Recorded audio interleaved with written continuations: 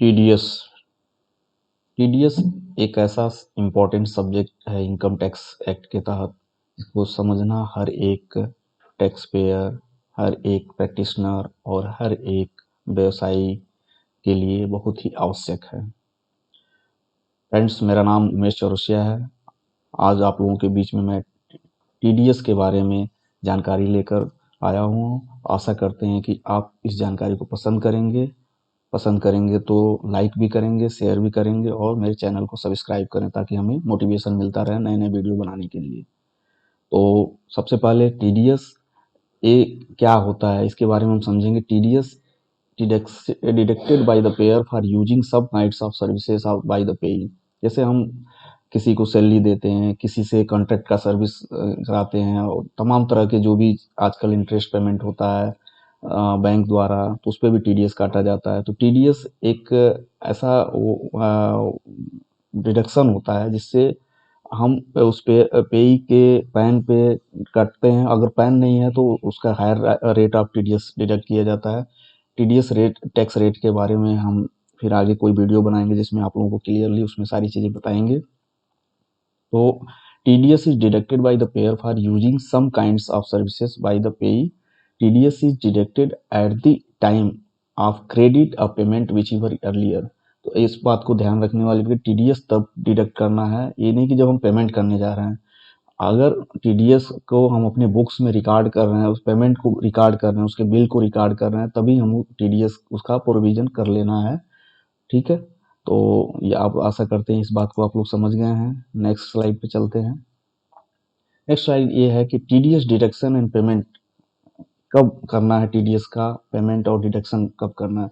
In case of government department where TDS are paid from treasury then on same day when payment is made to payee. It means कि जब government department के matter में अगर TDS को treasury से payment किया जा रहा है, यानी चालान के बिना पेमेंट किया जा रहा है, तो पेमेंट उसी दिन कर दिया जाता है जिस दिन पेमेंट किया जाता है पेई को। और समझ में आ गया होगा ये बात। In case of other including other deductors जो कर सकते हैं, जैसे प्राइवेट कंपनी हो गई, फर्म्स हो गई, इंडिविजुअल हो गए, एलएलपी हो गए, इवन गवर्नमेंट जो चालान के थ्रू पेमेंट करेगी, उस मैटर में टीडीएस जो है, जब 7th of the following month in which amount paid are credited whichever earlier. तो मैंने कहा कि जब पेमेंट या क्रेडिट जो भी करेंगे हम पहले, उस मंथ के जब एंड हो जाता है तो 7 तारीख तक जमा करने का होता है। तो ये आप लोग ध्यान रखिएगा कि 7 तारीख तक टीडीएस जमा हो जाए। टीडीएस रिटर्न नेक्स्ट हमारा जो है कि टीडीएस कब रिटर्न भी अपलोड करना होता है। हम अगर टीडीएस डिडक्ट करके अपने पास चालान करके जमा कर लेंगे तो बहुत सारी दिक्कत हो सकती है, इसलिए टीडीएस को जिनके जिनके पैन पे हमने डिडक्ट किया है, टीडीएस रिटर्न फाइल करके उनके पैन पे शो कराना भी आवश्यक होता है।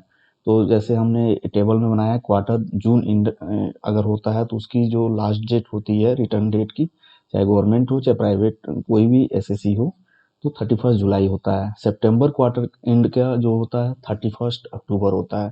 दिसंबर क्वार्टर का जो रिटर्न जाने का टाइम होता है 31 जनवरी होता है। मार्च क्वार्टर में आप लोगों को 31 मई तक भेजना होता है। तो ये बात को ध्यान रखिएगा और इस हिसाब से अपना क्वार्टरली टीडीएस रिटर्न को समय से फाइल करते रहिए ताकि लेट फीस और पेनाल्टी से बचे रहें।